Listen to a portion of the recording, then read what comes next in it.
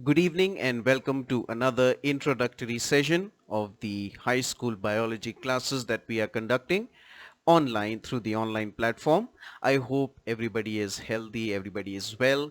Please make sure that if you suffer from any symptoms, you consult the relevant medical professionals. Do not self-medicate. That is something that I continue to request all of you. This is relevant for any disease, not just for the one that the global pandemic we're suffering from. So make sure, yes, I understand that you are biology students, but it is still recommended that we consult professionals. Of course, the vaccination is in full drive. Wherever possible, please go ahead and vaccinate yourselves. I understand currently there is a question mark over young students not being allowed as of now. So whenever you get the opportunity, make sure that you go ahead and vaccinate yourselves. As I've said and I repeat once again, even though we are going through a sort of relaxation in the restrictions, I would recommend that we stay at home as much as is possible. The entire purpose of a lockdown is defeated if people do not follow the decorum. Make sure you are aware of it, you adhere to the relevant restrictions. Again, this is a sort of a test week, or these few initial weeks will be a sort of a test. That is why relaxations, it is not a completely unlock procedure that is happening. We are going through various levels of relaxations. If and when the authorities feel like that the cases are rising once again, if there's a sharp increase, they will shut it down once again. So that is why I recommend all students, your job is simple. You are to study in the online platform. Therefore, I would recommend that you continue to study online at home. For those of you who are joining in for the first time, I hope I'm visible, I hope I'm audible, and I hope something is visible on the screen. Yes, I understand it talks about, it displays the name of the chapter. One of the chapters is called Biomolecules, and once again, I understand this is not the initial few chapters that your NCRT deals with, but as I've said and I repeat, there was supposed to be a revision on your syllabus. That hasn't happened as of now. All throughout the world, when students are introduced to high school biology, it is usually through the chemistry aspect of it itself. So even though the name of the chapter is displayed, it will actually be today's class will be nothing but an introduction to the chemistry of biology. I know it sounds ominous, but this will be nothing but a revision. A lot of what we talk about in today's class will be nothing but a revision of what we've done, or of what you've done in lower classes. So make sure that you revise. This is a sort of a revisionary class. Make sure you're aware of it. Of course, going through your while studying through your various other subjects, especially chemistry, you'll realize these are things that you will deal with in other subjects as well. But as I said, since we will start dealing with a few things immediately in your biology syllabus, therefore it is essential that we at least introduce you to these subjects. Once again, this will be nothing but an introduction and not a detailed platform. This is not the platform to study in detail any of these topics. This is just so that you are at least aware of what we will talk about. So wherever possible, I'll try to explain everything. The assumption is that you are new to the concept of science, to the concept of high school science. Therefore, wherever possible, I'll try to go for a proper explanation. But it is still important that at least you're aware of the basic topics that at least we should introduce today itself. While most classes will be presentation based, I will present them as slides. Today there are some places where it becomes important, especially because most of you will attempt a theoretical based examination. Because you will go for a written examination, it is essential that you have a handwritten practice. And some subjects, such as today, instead of presenting a slide to you, what we will do is we will go for it. So wherever I start writing down stuff, I would recommend that you also follow through. Wherever handwritten subjects are taught, it is essential you follow through as well. It is essential because you have to prepare first of all for your handwritten theoretical examination, but most importantly, if when you're writing things down, your brain sort of creates this map. You can call it a memory map if you will, but that technically that's not what it is. But your brain sort of, and again we will study about these things in when we deal with nervous system as well, but you should understand that your brain will try whatever you write down, it will create a sort of a map for you, and that may remain, that may linger in your mind longer. So that is why I recommend wherever possible go for the handwritten approach. Today's class will be less of a slide. Yes, most chapters will be presented to you as presentations, but today's class will be a recap. For those who are joining in late, I'm repeating this once again. The name of the chapter is displayed on the screen. We should begin this one. This is the first one we'll begin with. But today's class will be more of an introduction or a revision of basic chemistry that we will have to deal with all throughout these subjects of various chapters of biology. So any of you who are still to attend the class, who may be watching it as a recorded session, and most importantly, if any of you do not have a pen and paper handy, please make sure you collect it. In the meanwhile, I'll try to grab my slate and pen as well, digital pen. And let's begin this topic here. So yes, the name of the chapter is Biomolecules. What we will deal with is basically the chemistry of biology. That's what our today's introduction will be all about. Make sure you are ready with it. Allow me a few minutes. In the meantime, let's wait for other students to join in as well.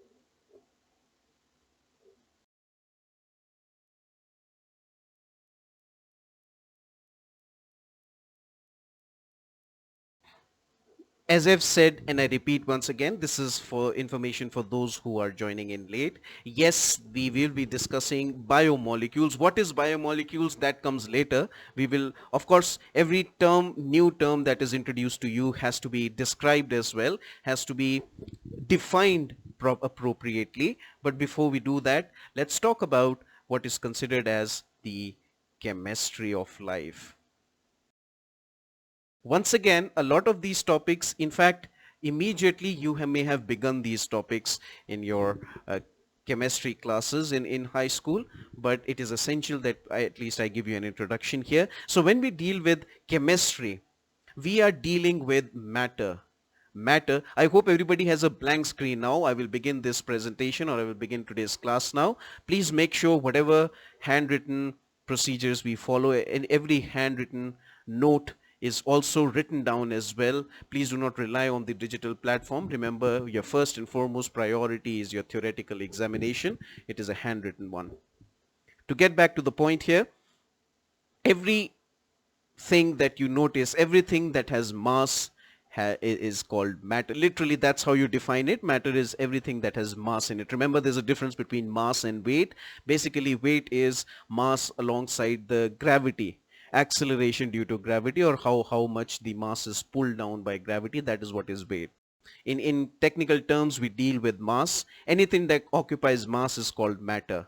Matter exists in various types, in various ways, but eventually, or at the end of the day, if you look at it at the smallest level, indestructible level, you are dealing with what is considered as atom. So when we say that all matter is mass, anything that has mass is called matter, and it occupies space, obviously, what we're dealing with is atom. I hope it's visible what I'm writing now. Note it down, please. Now, obviously, again, in the lower classes, you have gone through a basic structure of atom. In high school, you are introduced to the current understanding of atom as well. We understand that it is no longer two-dimensional structures we deal with. Three dimensions come into the foray, and therefore we have to deal with other concepts as well. But just so that you're aware, the least indestructible particle that retains the properties of matter is called the atom. Let's define it that way. The least indestructible, the last point that we reach when we talk about matter, where matter retains its properties, is called an atom. Atom has some subatomic particles. Again, while studying this, so you study these topics in both physics and chemistry, structure of atom, and there you're introduced to other subatomic particles, but the ones we're dealing with are neutrons, protons, and then we deal with electrons. I hope you understand what I'm doing here. What I'm basically doing is I'm trying to showcase the geography as you've studied it. If you studied the geography, you realize that the neutron and proton, so obviously of the three subatomic particles, electron is negatively charged, proton is positively charged, and the word suggests neutron is neutral. Now, when we deal with such a structure, what we get at is the fact that there is a central component to the atomic structure. That is very much true. The central component of the atomic structure is called the nucleus. In this unit that you deal with, we will further introduce you to the basic unit of life, which is called cell. Even in a cell, there is a central component, or if not, at least structurally central to it. It's a major part of the cell that will also be called a nucleus, because that is how you define it. In the Greek, usually we will use Greek or Latin languages to form these words here. Basically, nuclei would refer to at the center. So the atomic structure, the way it exists, the neutron and proton, the positively charged and the neutral portion subatomic particles, they exist at the center. On the other hand, the other part, the electronegative subatomic particle, which is called the electron, is constantly in motion around, it revolves around the nucleus. Now, ideally, you've understood the circular motion. Today, what we understand is we cannot make out where this electron is, because most of the atom is nothing but space.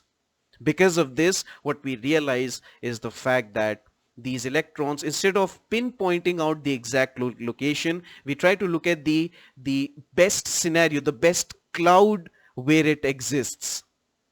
So the best places or the best clouds, this is all space, therefore the atomic clouds where we find that electron in this atomic space is where we call that electron to exist.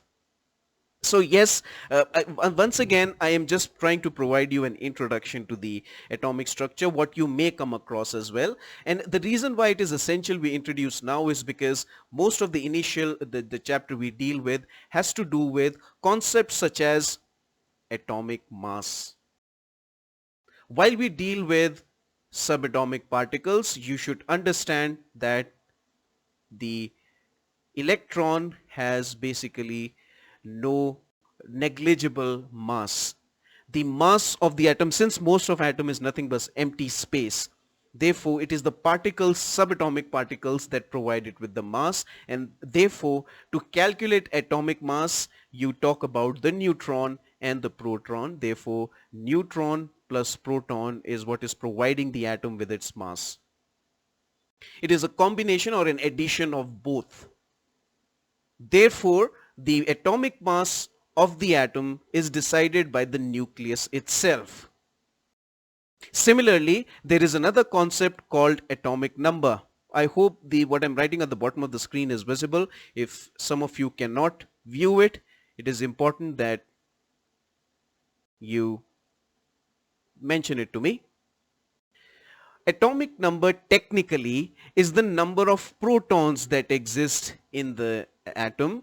Usually the atom is at an equilibrium state, which means the number of protons will always be equal to the number of electrons. So ideally we say the atomic number is the number of electrons or protons that exist. But while we discuss these various topics, you will realize sometimes electrons may vary, but the nucleus at the center will always have a fixed number of protons. So technically, the atomic number is the number of protons that exist in the atom.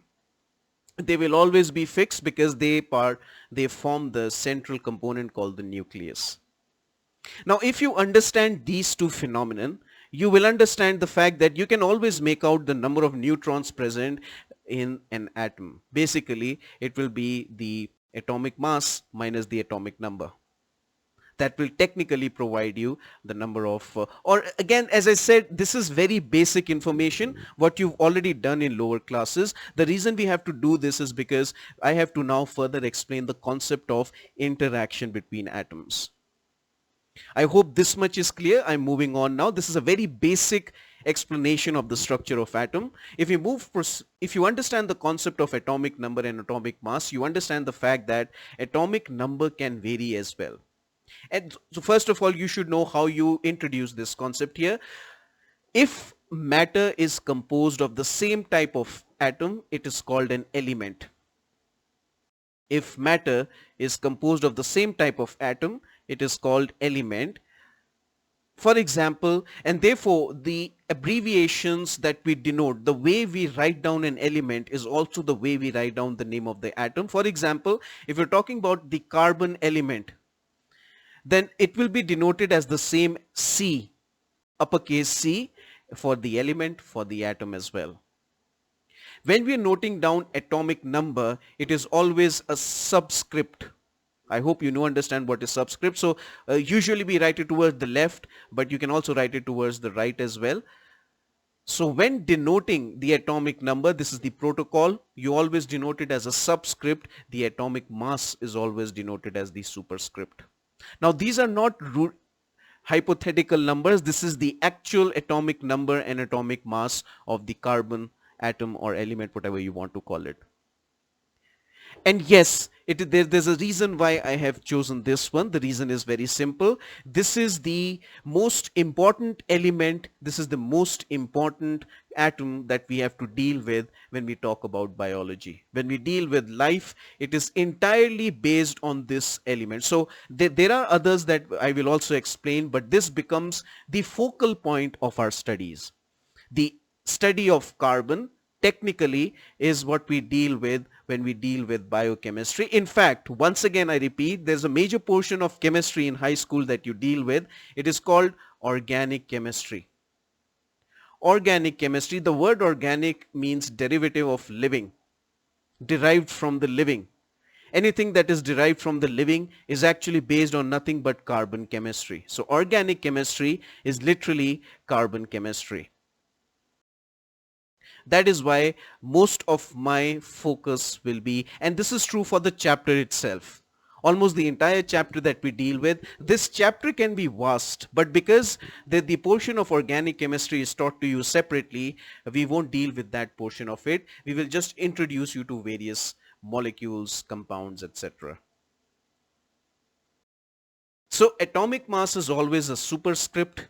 Atomic number is always a subscript. Now moving on further, as I've said, the number of electrons may not be the same.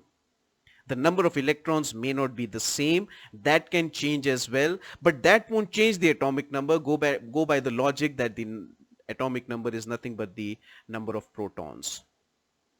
Sometimes what happens is the neutrons may increase as well. Sometimes neutrons increase as well. If the neutrons increase, then obviously the atomic mass will increase as well. In such a scenario, there exists multiple variations of the same element, what we call as isotope. The most important isotope that you should be aware of is that of carbon. Again, carbon has various types of isotope. The one we are concerned with is the C14. So the C14, as you can make out, has additional 2 neutrons apart from the protons and electrons.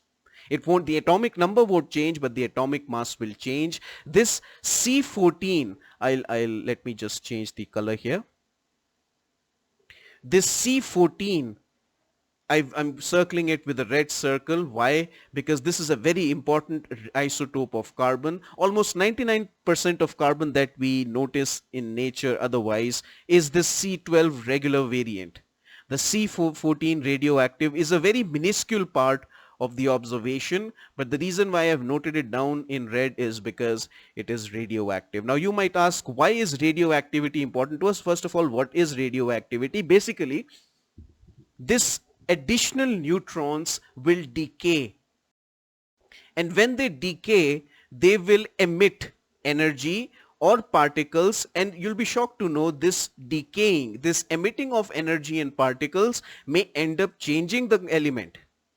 So that is why radioactivity is important, because it will continue to decay this particular atom or element, whatever you want to call it. And because it continues to decay, it will emit a lot of energy. That energy can end up being harmful. Therefore, the talk of radioactivity, why is it important to us in biology, is because radioactivity has a concept known as half-life. As the word suggests, half-life is nothing but uh, the elements, all these radioactive elements, they have a fixed number of time frame in which they decay. And if you reduce the decay, if you half the time frame, you get what is called as the half-life. So by measuring or by studying the radioactive portion of carbon, you can actually end up getting to know how old the material is. That is called radioactive or carbon dating. It is called carbon dating. Of course, there are a lot of new introduction to these concepts. There's a lot of improvement in technology that has happened. I'm just trying to explain to you basics here.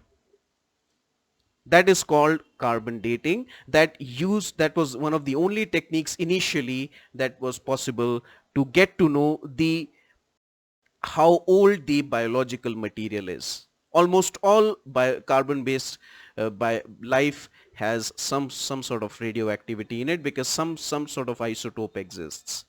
Now this is the usual natural component. Why is radioactivity or why is isotopic forms important to us is also because we use them. We use them especially in medical diagnosis. How do you use it is, first of all, radioactivity, because it is emitting light, or my apologies, because it is emitting energy. That energy can be read, that energy can be detected, because sometimes that energy is in the form of light. Therefore, there exist unique instruments, there exist unique technologies where, especially for when we have to detect abnormal activity in the body, in the living organism, what we do is we introduce isotopes, radioactive isotopes in the organism, and we notice its journey. Radioactivity means that it is emitting energy. Sometimes that energy can be detected through various phenomenons, and we notice its collection, its action of the radioactive isotopes. We get to know whether it is working or not. The living system will detect the isotope as the regular element itself. The living system does not have any filters to weed out radioactive isotope. It will accept it as its regular variety.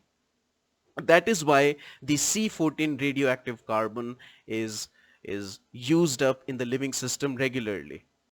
You again, a lot of the things that we are dealing with right now, they may not make a lot of sense. You might think that this is extra information. You'll be shocked to know there are experiments that rely on this radioactive isotopes. For you to know how these radioactive isotopes are useful, you should know what is the point of it. The point is very simple.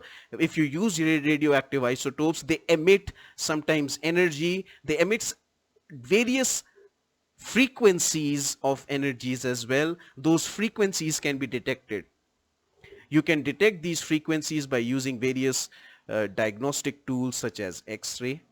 You can use new technologies such as PET, positron emission tomography, so on and so forth. There's a lot of, as I said, technology available to detect it. That's called diagnostic tools. But we are more interested in knowing the chemistry of it, or rather introducing you to the chemistry of it. I hope you understand what an element is. As I said, if all the matter is composed of the same type of atom, it is called an element. But then we are not only dealing with element. Of course, you should understand the concept of molecules as well. Multiple atoms will combine to form molecules. The question is then, what if there are multiple atoms? If multiple atoms or different metals, not multiple atoms, if different types of atoms combine, they form what is called a compound. Once again, I realize this might be very basic. The reason I am beginning these classes from the basics is so that at least you get a revision of sorts. So a compound will have various different types of atoms. Make sure you understand how they interact. Basically, it is the interaction between these atoms that will result in compounds, formation of compounds. When we deal with compounds, we also deal with what we call as atomic bonds. Atoms may interact with each other to form atomic bonds.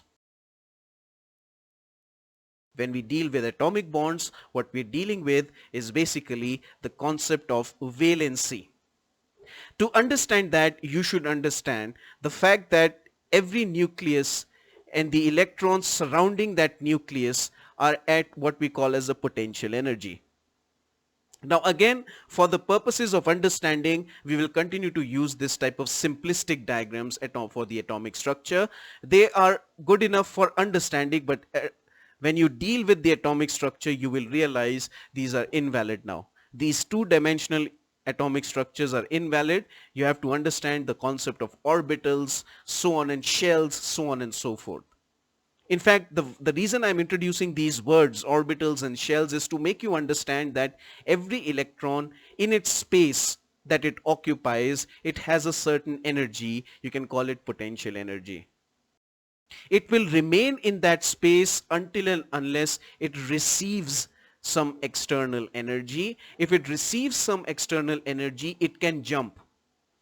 An electron, if it existed here, and if you provide, let me change the color of the ink. If you constantly, let's say we provide this electron we bombard this electron with a lot of sunlight. I hope this yellow is visible. I'm not sure this yellow is visible. So let's use some other color.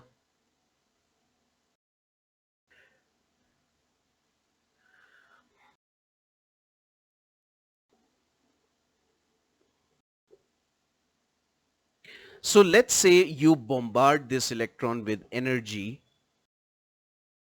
What you get is an excited electron. This excited electron will jump through various levels. You can understand it as a ball or you climbing stairs. Depending on how much energy you have, you can expend, you can climb multiple stairs at once. Similarly, depending on how much energy you provide this electron is capable of excitation. Remember, these are all technically correct terms that I'm telling you, and these are all things that we will deal with eventually in various parts of your high school biology. So once it jumps, it can go through various stages. It can jump here. It can go beyond as well. You may notice it is increasing the distance, the orbit, the distance, the net distance between the nucleus and the electron is changing. It will reach a stage where it is farthest away from the nucleus. It will reach a stage where it is farthest away from the nucleus. The distance between the nucleus and the electron means that it is capable of exit. Once you excite an electron to such a point that it is the farthest away from the nucleus, the amount of energy now required to remove this electron from this atom is easier as compared to in its neutral state. So what we are dealing with are technical terms. Once again, you should know these terms. You're going to study them in various chapters of physics and chemistry, but at least be aware. So in its stable state or inert state, let's not use the word inert. In its stable state, it occupies some space. If you excite it, it will move towards some other location. the distance between the nucleus and electron will increase, and it will reach a stage where it is possible for this electron to be completely removed or to exit it. Now usually atoms exist in an equilibrium state, in an electronic equilibrium state, which means the number of protons is equal to the number of electrons, ideally in a stable atom. But what we noticed here is an exit of electrons, which means that we now have more protons than electrons, which means the atomic is now charged. There is an inequilibrium that has formed. The equilibrium has been destroyed. Now the atom is said to be positively charged because of the removal of that electron.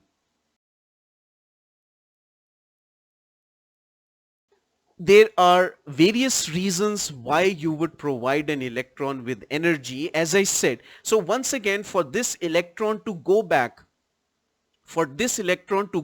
to its stable state, since it received this amount of energy, it will once again remove this energy. So every state that it goes to, it will remove energy. This in itself is visible. This in itself is visible usually in various frequencies of light. That is one way to understand it. The other is the phenomenon of photosynthesis. We will deal with the cytological nature, we will deal with the biochemistry of photosynthesis in high school, and there you will understand why this topic here is being introduced to you. Basically put, photosynthesis begins when light energy is concentrated on a group of what we call as photoelectrons. There are photosystems we deal with. I understand currently this may sound, this is extra information for you. Please do not get worried about these terms. We will explain them wherever we do these. For now, it is essential you understand the fact that photosynthesis is where we deal with excitation of electrons thanks to the sunlight that is concentrated on a particular place. That's the entire point of a leaf having a wide base. So you now understand one way of creating charges on an atom. You can have electropositive atoms, you can have electronegative atoms. Interaction between, so basically what you end up with are positive and negative atoms. Positive, basically charging them will create what we call as ions. Positive ions are called cations. Negative ions are called anions. Whichever way you pronounce it, at least write it correctly. This is how you understand the concept of an ionic bond. Literally put, it is the interaction between electronically charged atoms. The best example that we can talk about, and I'll proceed further here. So we are still dealing with compounds. Obviously, we will deal with compounds all throughout this chapter of biomolecules. What we deal with here is not in fact very, very common in life here. What we are dealing with is an ionic bond. So atomic bond is nothing but an interaction between the two atoms where they form a relationship. The type of relationship will be dependent on the type of structures they have and the type of interaction they have. In an ionic bond, the best example that of an ionic bond being table salt, NaCl, sodium chloride. Basically, sodium is positively charged, chlorine is negatively charged, and because of this, you form this bond here. Or rather technically, let's not show this to confuse you with the covalent bond here, but what I'm trying to tell you is that the ionic bond depends on the electronegative. So the sodium will be acting as the cation, the chlorine will be acting as an anion. In its solid state, ionic bonds are one of the strongest, but in its aqueous states they get dissolved and therefore they may not be the strongest. So in the solid state, ionic bonds will be the strongest. When we deal with such interactions, remember what we're dealing with is the electrons. Neutrons and protons do not participate in any of these interactions. It is always the electrons that participate. Basically, what you're looking for is the outermost electrons in any atom. If I go back to this picture, the outermost electron is what we discuss here, and it is so since it is the outermost electrons are the furthest away from the nucleus, therefore only they are capable of interaction. We also understand the fact that most of these electrons exist in what we call as shells. There are also the concept of orbitals, which is nothing but the probability of finding the electron in that space. Again, while studying structure of atom, you will deal with the various orbitals. What we get to know is the fact that these electrons can be fit into these shells or orbitals in a limited quantity. The one which is closest to the nucleus, the shell closest to that, can only fit a maximum of 2 electrons. So on and so forth. There are multiple shells. Then we have a 10 electron limit divided into various orbitals, so on and so forth. Again, as I said, you will deal with it in details in chemistry and physics in the structure of atom. But this is the limit that we make use of when we talk about interaction between atoms. Basically, the furthest away the electron is, as long as the atom, most atoms or all atoms will try to achieve stability. To achieve this stability, they have to either donate the electrons to complete, or they accept the electrons to complete what we call as valency.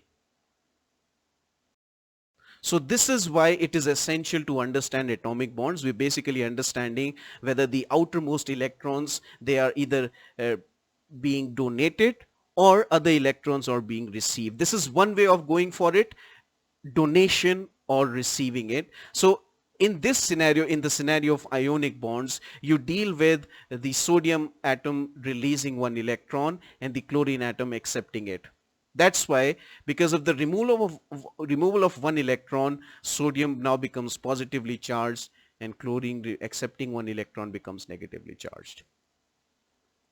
This is one type of interaction, and as I said, if in its solid state, ionic bonds are the strongest, one of the strongest, but we won't be dealing with a lot of ionic bonds.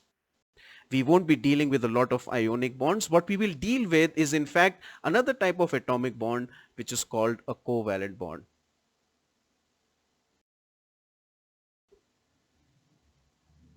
So when we talk about the covalent bond, it is essential that we understand what it is. It is basically sharing. The covalent bond is nothing but sharing of electrons. Let's talk about it. Let's use a fresh phrase. I hope you've understood the introduction to this ionic bond. We will deal with these as well, but but our discussion is all about covalent bonds. So what is a covalent bond? A covalent bond is where, and yes, once again, it is one of the strongest bonds, atomic bonds that exist in nature. A covalent bond is where both or multiple atoms are sharing electrons to complete their valency. To give you the best example, we'll take up the example of water. Water is a combination of 2 hydrogen atoms with 1 oxygen atom. It is to complete its valency. Hydrogen is the most simplest atom that exists. It basically has 1 electron and 1 proton. It has no neutron. Yes, there are isotopes of hydrogen that exist, deuterium, so on and so forth, protium, deuterium, etc., but we will not talk about them. That is a discussion not meant for here. What we will talk about is how does hydrogen interact with others. When we deal with water, water in itself is an interesting compound. It is called the elixir of life. But before you know that, you should know how it exists. So basically, there exists oxygen, and this is how you usually denote all these atoms, all these compounds here. There exists oxygen, which would require basically 2 more electrons, sharing of 2 electrons, or it will accept 2 electrons, depends on what sort of bond you're talking about, to complete its valency. In order to do so, in a covalent bond, it will share this electron. So it has 2 outer electrons, it can share, and this is how they share it. Hydrogen has 1 electron, the simplest shell requires 2 to complete its valency. Therefore, hydrogen is sharing one electron with oxygen. This sharing of electrons results in complete valency for both the hydrogens and oxygen. And therefore, you get the wonderful compound dihydrogen oxide, which we call in its liquid state as water. Remember, water is one of those unique compounds that in its liquid state also supports. So on planet Earth, we've noticed that this particular compound exists in all three states simultaneously. Usually what happens is H2O either exists as solid. As solid, it is called ice. As liquid, it's literally called water. And as in the gaseous form, it is called water vapor. On planet Earth, we notice that water exists in all three combinations simultaneously. That is a unique phenomenon. Not just that, the interesting about water is that the interesting about this compound is that its solid form floats in its liquid form. I'm talking about ice floating on water. This is the same chemical compound that exists in both its physical forms, and it exists in such a scenario that it can interact. The same chemical compound in various states of matter interacting, that is unique and usually not observed with other compounds. So you can well imagine how important water molecule is. This is how you note it down. This is how water molecule is written down. This is, instead of creating the dots, when you're showing covalent bonds, you can either show it as the actual chemical formula, or you can also show it in this way, wherein you show the bonds themselves. You may notice I am creating a triangular shape for it. That's because there is another concept of chemistry. Usually we call it stereochemistry. Once again, you will be introduced to this topic in organic chemistry. The reason I talk about this is because various ways in which you can represent molecules apart from this basic way is to showcase their structure as well. This triangular shape is how it exists in the space filling model. The shape of the molecule will also decide its interaction. This is especially true for a lot of large molecules that we call, especially such as protein. When we deal with protein, we have to be aware of its structure as well. So when we talk about protein, you will always notice that its structure becomes important. Because these large molecules, the way they arrange themselves, the shapes they take up, they will also decide its reaction, its interaction. So please be aware of the various ways we write it in. Of course, you don't have to know the shape filling model. You don't have to know the way they exist, all these molecules, not at least for the initial ones. But there are, as I said, there are quite a few large molecules that you will deal with all throughout your various subjects in biology, wherein you would require the shape of the molecule itself. Make sure you're aware of it. So this is an introduction to the concept of covalent bond. Now what happens is, even though there's sharing, the sharing is unequal. Why is it unequal? Is because of usually it has to do with the strength of the atom itself. The oxygen atom having more electrons ideally, because there is unequal number of electrons here. The oxygen atom usually attracts these electrons more towards its side. Remember, we are talking about spaces here, not the actual voyage of the electrons. We are talking about sharing spaces here. So the cloud moves more towards the oxygen in this covalent relationship. If that happens, it is called a polar covalent bond. A polar covalent bond wherein it is unequal sharing of electrons, and usually the one that attracts the electrons toward itself gets a slightly negative charge, and the one that is moving away from gets a slightly. So the D is delta. The way we write it down in Greek language is a bit different, but for you to understand it, that's why I'm writing it down as D. And the molecule and the atoms that are from where the electrons move further away, they are called delta positive. This is a polar covalent bond.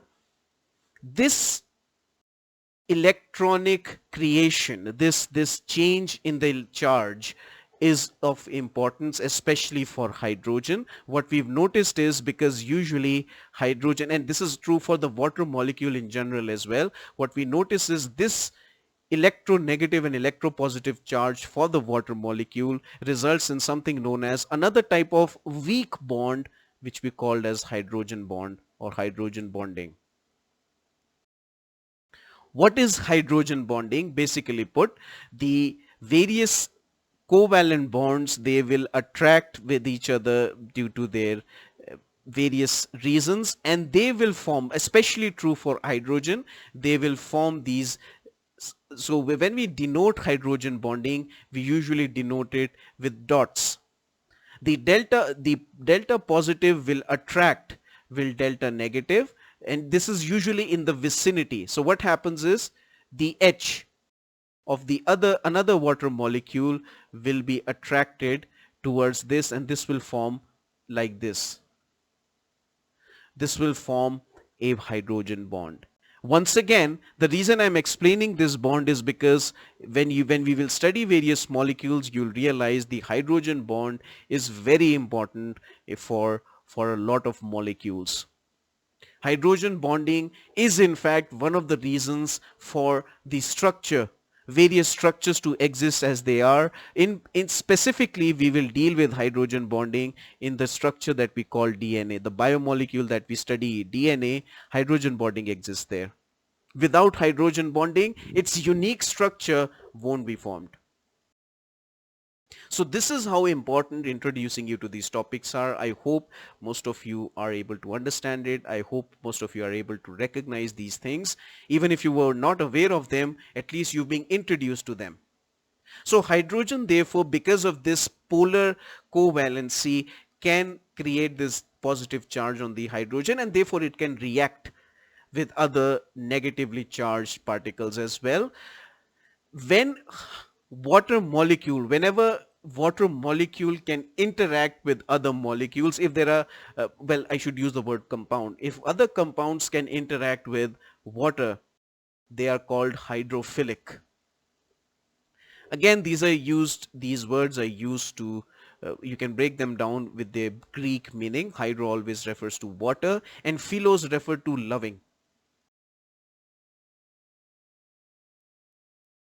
Hydrophilic refers to those compounds that are capable of forming these hydrogen. Usually they form hydrogen bonds, and that is how they interact with water.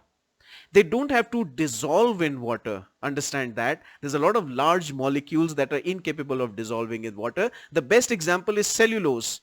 Cellulose is an example that interacts with water. It is hydrophilic, but it does not get dissolved in water. To understand that, understand it as cotton. Your towels that exist, cotton towels, they can absorb a lot of water, does not mean they get dissolved in it. That's because they are hydrophilic. The opposite of hydrophilic is hydrophobic. Hydro referring to water, and phobos refers to fear of. So hydrophobic are those compounds that are incapable, they do not interact with water. While dealing with biomolecules, you will come across various types of oils, various types of fats that do not interact with water, and therefore they are called hydrophobic.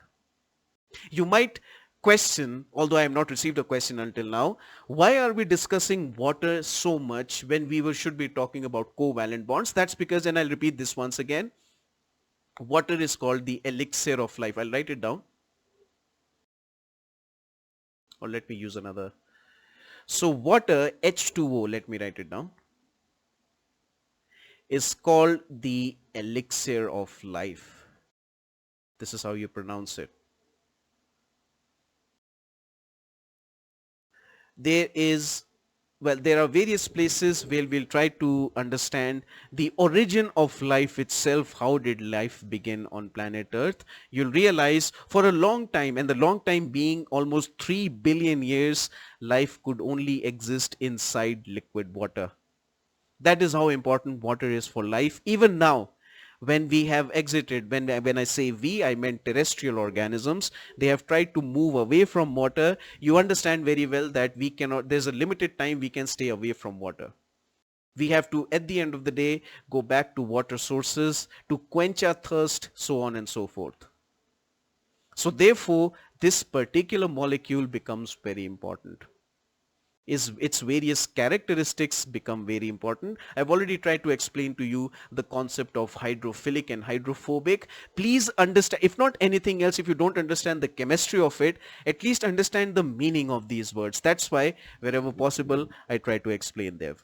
The meaning of these words will make sure that you at least are aware when we use these words in whenever we talk about them, you will at least get to know what they mean, even if you're not aware of the biochemistry of it. Similar to this, similar to the concept of hydrophilic and hydrophobic is the concept of pH, power of hydrogen, which will talk about acidity and basicity. I won't go into a lot of details here. Understand this: water can exist in its ionic form, and whenever we talk about this particular arrow, up until now the arrow that I've used is one-sided. This arrow is considered when we talk about reversible reactions. Theoretically, all chemical reactions are reversible, but practically for various reasons, for energy considerations, we usually do not denote chemical reactions with reversibility. Most reactions that you will come across are irreversible because of energy considerations and other things as well. But water as it exists in its ionic form. There's constant transfer of electrons and so on and so forth. So there's hydrogen bonding, and then there's this breaking up in its ionic forms. Usually when water breaks up in its ionic forms, it forms H plus and OH minus. The cation and anion that are formed are H plus and OH minus. Current understanding, the new way of writing it is actually, so instead of H plus, you can write it down as H3O plus. What that means is this H plus, because there are other molecules of water, will always interact with other water molecules. So H plus will go ahead and interact with other water molecules. This is how you write it down in modern chemical language. But what that basically means is the fact that the water breaks up into its ionic forms, and then again, usually in an amount of liquid water, this is in an equilibrium. This reversible reaction means that there's constant breakage and then formation of water molecules. This usually is in an equilibrium. But what happens if the amount of H plus increases? Or what happens if the amount of OH minus increases? This will lead to the concept of change in the hydrogen. OH minus is called hydroxide ion. H plus is known as the hydrogen ion. Basically, an hydrogen ion is nothing but a proton. If you remember, hydrogen is the simplest element, and therefore once you remove the one electron that exists in its orbit, therefore it only is a floating proton. There is no neutron in the stable hydrogen state. So when we deal with such a scenario, what we get is addition. Either hydrogen ions will be added, or what can happen is there can be compounds that can accept hydrogen ion and increase the OH minus. So there can be both ways, either addition of any of these ions or accepting these ions to keep the other one more. That is how you get the concept of pH. Anything that will add to the H plus ionic content will be called, will have a greater pH. Anything that adds to the OH minus content will have a lower pH. Or technically the way we write it down is, so the pH has a scale. Once again, there's a lot of technicalities to it. There's a lot of formulas you can go for. Basically, they exist in an equilibrium state. The total strength should always be 10 to the minus 14. 10 to the minus 14 of total H2O strength means that individually both these ions should be 10 to the minus 7. What we basically get is a scale. I won't go into the detail, obviously. What I will talk about is the scale from 0 to 14. I will stick to the basics here. Please do not go into the nitty-gritties right now. That is for other subjects to be taught. That is when you take them up. So when we deal with the pH scale, we are talking about the increase in the strength or the decrease in the strength. What is the strength here? And then in the middle we have what is known as 7. 7 is known as the neutral state. At that state, the amount of pH plus and OH minus technically should be equal. If the H plus ions increase, it will increase the acidity. If the OH minus increases, it will increase the basicity. This again is an interesting concept, and we will use it at multiple places. The acidity and basicity, or the neutrality of compounds and molecules, will decide a lot of things. For example, if you look at the pH of the acids produced in the stomach, they can be as low as 2.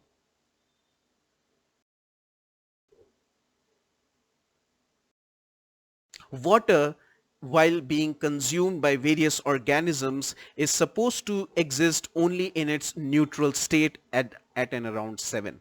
It is not supposed to be acidic or basic. So on and so forth. There are salts that exist, there are marshes that exist, salt marshes that can have a very basic pH that can go as high as 12 to 14 or 13 to 14. So on and so forth. These numbers, more than looking at the numbers, what you should look at is the strength of the power of hydrogen. This is another concept that directly deals, yes, it technically deals with hydrogen, but what it's basically dealing with is the cation and anion, which is the hydrogen ion and the hydroxide ion.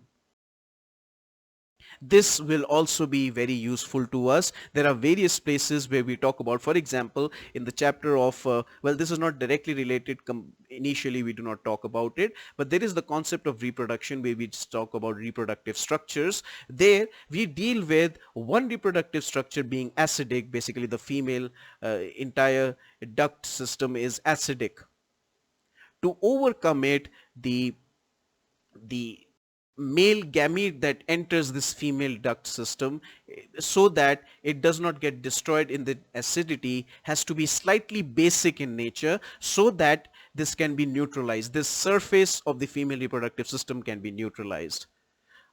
This is just an example. There are a lot of other places we will deal with it. As I've already told you, in the digestive system, we come across the stomach being very acidic. In fact, there are some organisms such as vultures whose stomach has a pH which is even stronger than 2. It is around 1.8 m. That means that the stomach of a vulture can dissolve a lot of things, including bones. To overcome this, remember, the rest of the digestive system is not acidic in nature. To neutralize this acidic solution, immediately after the stomach, basic solutions have to be introduced, basic secretions have to be introduced to neutralize this high acidic content. So on and so forth. There are also ionic relations with plant that we deal with. We deal with soil biology, where we understand that the pH of the soil is indirectly going to affect the organisms that live in it. So on and so forth. That is another aspect of water that we deal with. And now when we deal with water, there is one interesting aspect that is not related directly to water. That is a very basic concept, but then, as I said, water being the elixir of life, it becomes important in terms of water.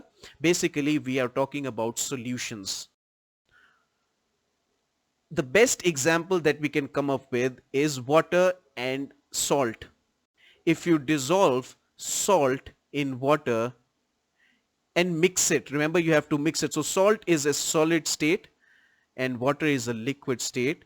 When you dissolve it, what you get is salt water, and salt water basically means that the solid has dissolved. In such a scenario, water is almost always the solvent. The salt that you've dissolved is the solute, and at the end of the day what you're getting is a solution. This is again an interesting concept. Basically, to measure solutions, you have various units that have been introduced. The concept of mole, or what we call as molarity. We have molality. Look at the spelling. These are usually what you're introduced to initially in chemistry, high school chemistry, but there's a reason why I'm explaining these things. Almost always water is a solvent. Almost always a lot of things are capable of dissolving in water. Therefore, it forms a solution. If anything that's dissolved in water, it is called an aqueous solution. The word aqueous should tell you, there's a U before this, check out the spelling. The word aqueous solution should tell you the fact that it has water content in it. So almost always water will act as the solvent and salt will act as the solute. Most products, most compounds are capable of dissolving in water. As I said, it is not essential that they dissolve in water. So hydrophilic does not mean that they always dissolve in water. But what we are talking about here is water in terms of its solving capabilities, its solution capabilities. A lot of things can dissolve in water, and therefore water acts as a basic solvent. Water acts as a basic solvent. This is why when we deal with various living things, they are almost always dissolved in water. So as I said, you will deal with the chemical aspect of it, you will deal with the how you denote various solutions, etc., etc. That is part of the basic chemistry that you deal with. But we only introduce you to the concept that is solute, solvent, and solution. Similar to H2O is another solvent that we call hydrogen disulfide. That is another solvent that we deal with. Usually what we notice is that large molecules are incapable of dissolving in water. If that is the case, then they dissolve in other solutions. So large molecules, because of their various shapes, because of their various chemistry, they are incapable of dissolving in water. To dissolve them, we use other solvents such as H2S. This is just an example. There are other solvents that are used as well. So on and so forth. As I said, wherever possible, we'll introduce these terms. Wherever possible, we'll try to come up with all these topics. And I will try, wherever possible, I will try to repeat and revise these things as well. But these are all additional. If you remember the beginning, the lecture that I began today, it began with the topic of carbon. I would like to talk about that topic further. Yes, water is the elixir of life. I'm moving forward now. I hope you understood, or you are aware of all these water-based concepts that we've talked about. There's of course the physical properties of water as well. Physical properties wherein it can float. The idea that the solid portion can float on water has to do with the density. It has to do with the fact that below 4 degrees Celsius, instead of compacting itself, the water molecules, they start expanding. Therefore, the liquid part becomes much more denser than the solid part. That's an irony actually. Usually that is not what happens. But as I said, that's the physical component, so on and so forth. If you're interested, you can go about it, you can study about it. But for now, I want to concentrate on the way we begin biomolecules. And the way we begin biomolecules is by talking about carbon. Carbon, as I stated, there is a video uploaded, a short video. Please check it out as well. It will talk about the same thing that we're discussing today. Basically, it will talk about carbon and how it connects. Carbon is capable of forming covalent bonds. The reason for it forming covalent bonds is because it has an atomic number 6. The atomic number 6 means that it requires, either it accepts 4 electrons to complete its valency, or it will share those 4 electrons, and because it shares those 4 electrons, therefore it can form 4 bonds. Now ideally it can form bonds with it can share with other covalent atoms as well. It can form bonds with other atoms as well. What we are interested in when we talk about biomolecules is this interesting concept where carbons connect with each other and form these long chains. The property of carbon to connect with each other carbon atoms and form these long chains is called catenation. This is an interesting concept, and this is one of the founding reasons for life to, my apologies, life to exist, catenation. The property of carbon by virtue of which it is capable of forming these long bonds due to covalent, these are covalent bonds that are formed. Of course, carbon also connects with the most basic atom that exists, which is hydrogen, because hydrogen requires one electron. It requires one electron to complete its valency. Therefore, what we get is this combination of hydrogen and carbon. Basically, we have carbon attaching itself to hydrogen and other carbon atoms to form these long chains. These chains can be represented as N. This N will denote, why am I writing M for N? This N will denote how many carbon atoms exist in this singular chain. This is in fact the basis of organic chemistry. Organic chemistry at the most is the study of carbon and its relation with other atoms.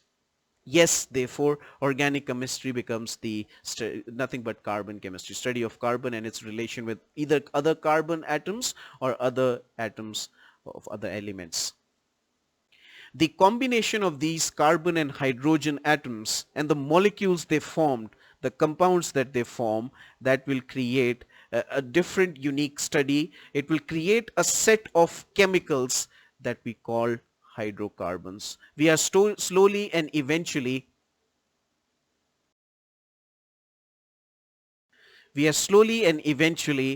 going into the topic of biomolecules. Yes, we still have to define it. What I'm trying to tell you is the various individual topics initially, and then we'll collect them together and then define biomolecules. So initially, let's begin with the smallest topics here. Hydrocarbons, technically hydrocarbons also include, so the way it's defined in your books, it says hydrates of carbon. Basically it includes another element in it. So when we deal with, I'll talk about hydrocarbons. In fact, this is what we have to deal with, hydrocarbons. But first understand the fact that carbon attaching itself to carbon is catenation. Along with hydrogen and oxygen, that's another molecule, that's another atom it interacts with. So carbon, hydrogen and oxygen form up. If you ever study the composition of living matter, the elemental composition, you will come across the fact that these three elements in themselves, they comprise most of the living matter. That's how shocking it is. So you and I are nothing but carbon, hydrogen and oxygen, along with a few other molecules. Again, if you include another element called nitrogen into this, you get almost the entirety of the life forms. So carbon, hydrogen, oxygen and nitrogen collectively, they form 96% of the elemental composition of almost all life forms. Then of course there are other elements as well that we talk about, such as sulfur, phosphorus, and especially for bony organisms we talk about calcium as well. Calcium can be as much as 1% of the weight by dry weight of the living organism. So you can well imagine what our focus will be on when we deal with biomolecules. We're talking about nothing but the combination, various combination of these molecules with these atoms, basically carbon, hydrogen, oxygen, and sometimes even nitrogen. This is called the study, this entire carbon-based chemistry is what we deal with under the topic of organic chemistry, or most importantly, since we're dealing with the biological component of it as well, we will call it biochemistry. So the chemistry of life is how we talk about it. It's called biochemistry.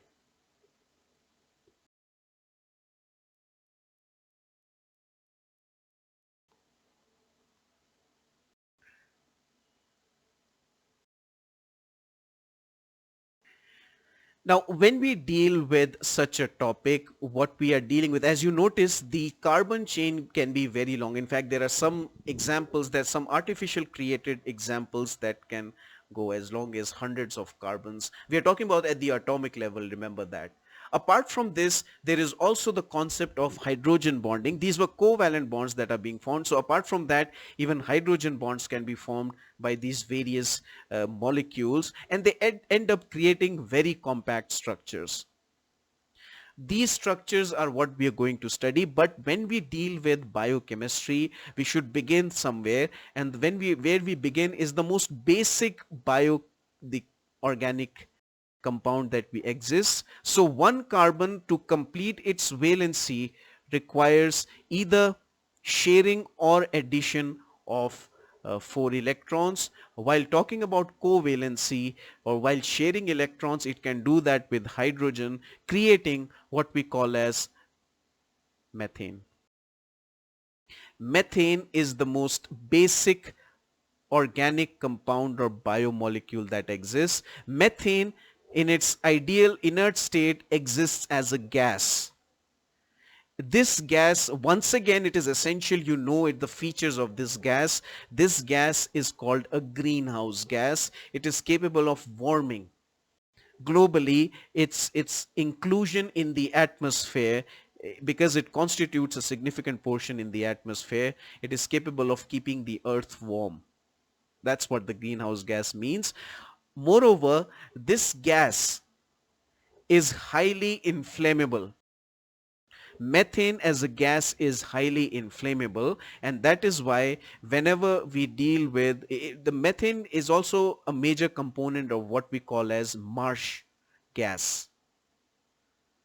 All these places which are called, the places where the interaction between plants is not directly with the soil. The soil has a lot of water content in it. Usually you call them submerged. The organisms are submerged in not a lot of water, maybe knee deep water. Those create these so-called marshes. So the soil is very loose. That's why it's called marsh. The soil is very loose. And of course, what that creates is it creates a perfect environment for a lot of living organisms to exist, and it for various biochemical reactions that occur, it creates this gas called marsh gas, major component being methane. It is the most basic organic compound that exists. This is how you begin the topic of what we call as organic chemistry or carbon chemistry. So on and so forth. As you study organic chemistry, you'll realize we provide names to as and when you keep adding either carbon, or as and when you keep adding other elements to the carbon chain as well. Based on the type of functional group, based on the type of group that you add, you start naming these. We've created groups of these chemicals, and we've given them names. That's how usually we study biology. We classify them, we order them into groups, and then we can talk about this further based on their groups. There are some unique features that we can talk about based on that.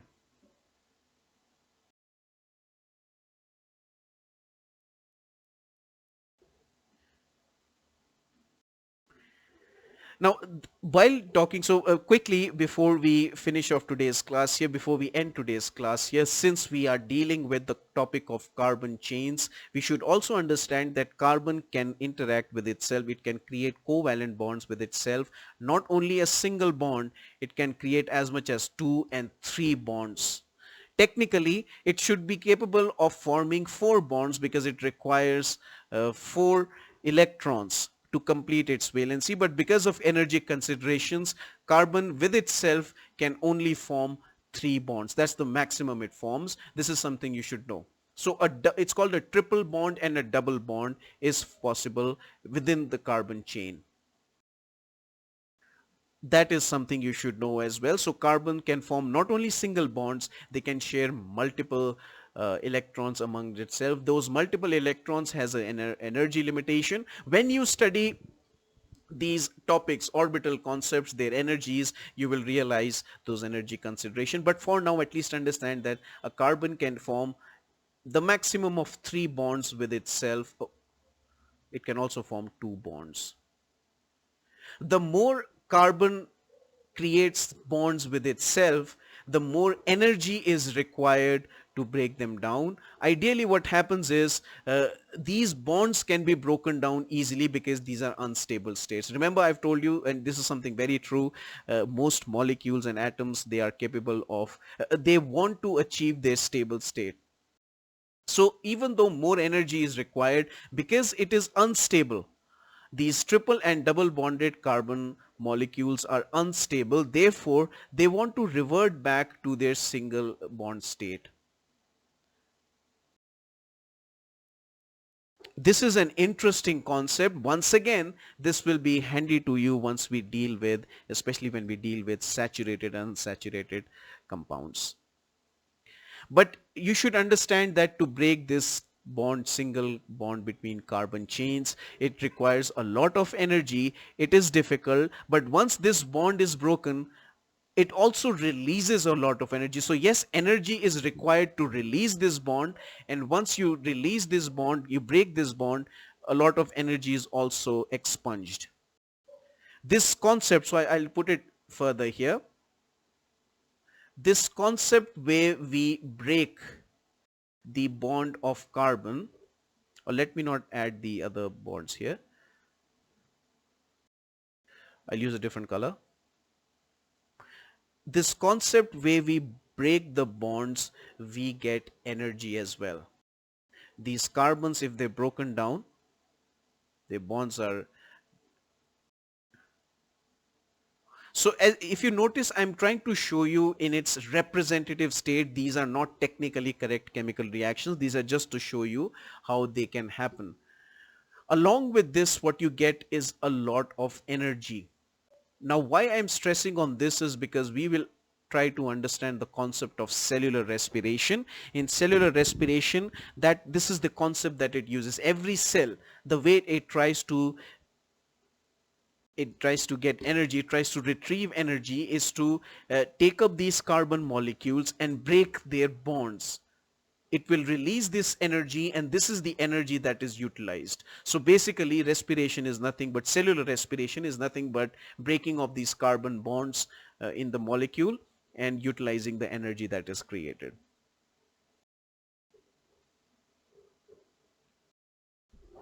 A lot of these topics, as I've said, they may not sound extravagant, but these are the stepping stones. This is the basic knowledge for the rest of the unit of biomolecules and cell cytology. Biochemistry and cytology relies on a lot of this basic information.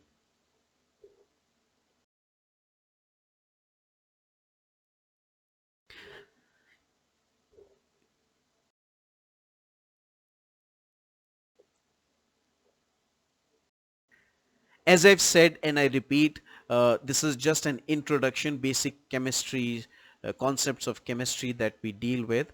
This is so that you are aware of them when we talk about. So wherever possible, I will refer you back to this class while discussing those topics. If still you don't understand them, you obviously, I'm very happy to entertain any doubts, but make sure that those doubts are after you've viewed and studied about these class.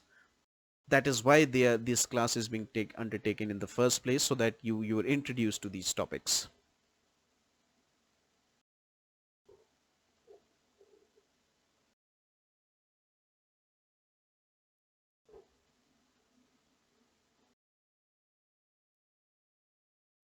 So for now, we will, the time being what it is, due to time consideration, we shall have to stop here.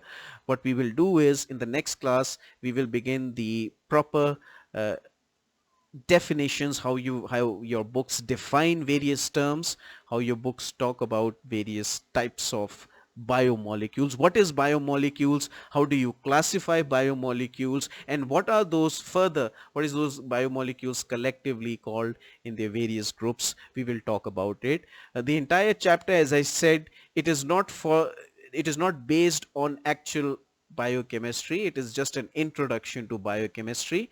You may end up studying a lot of these things. You may end up repeatedly studying them from the chemical aspect, from the chemistry aspect in the subject of organic chemistry. For now, I shall leave you here. Make sure whatever we've done, you try to do it in a handwritten manner. That was the purpose behind going for this type of a class. Once you're capable of doing this, you will find that most of organic chemistry in any case has to be practiced in a handwritten manner. So therefore, this is nothing but practice for you. In doing so, you may end up remembering them. Any doubts and queries, since I have not received them until now, any doubts and queries should be brought to my notice immediately. While revising, please make sure that whatever is doubtful, you ask it immediately. There is no doubt that I shall not entertain. If there's anything to be repeated, please make sure you either ask me before the next class or you ask me in the beginning of the next class so that we can tackle it then and there. Those who were absent today, please make sure that you check the recorded session so that you're at least aware of what we've done. Please take care of yourselves. Enjoy the weekend. Goodbye. Good night.